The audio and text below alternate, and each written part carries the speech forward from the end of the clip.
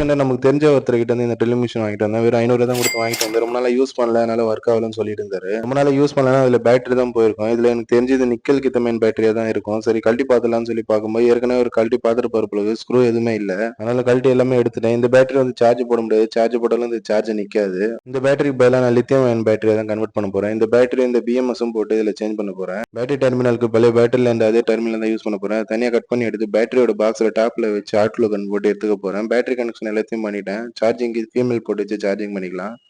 எல்லா பாக்ஸையும் கரெக்டாக க்ளோஸ் பண்ணிட்டு பேட்டரி செக் பண்ணி பார்த்தேன். கரெக்டாக ரன் ஆகுது. பேட்டரி சார்ஜ் பண்ண தனியாக சார்ஜர் வாங்க தேவையில்ல. நம்ம கிட்ட இருக்கிற பழைய அடாப்டர்லேயே சார்ஜ் போடலாம். 12 வோல்ட் 2.0 ஆம்பியர்ல இருந்தாலே போதும்.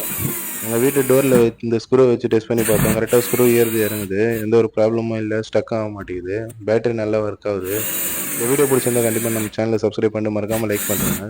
தேங்க்ஸ் ஃபார் வாட்சிங். நம்ம ஜெயிச்சிட்டோம் பாரா, ஜெயிச்சிட்டோம்.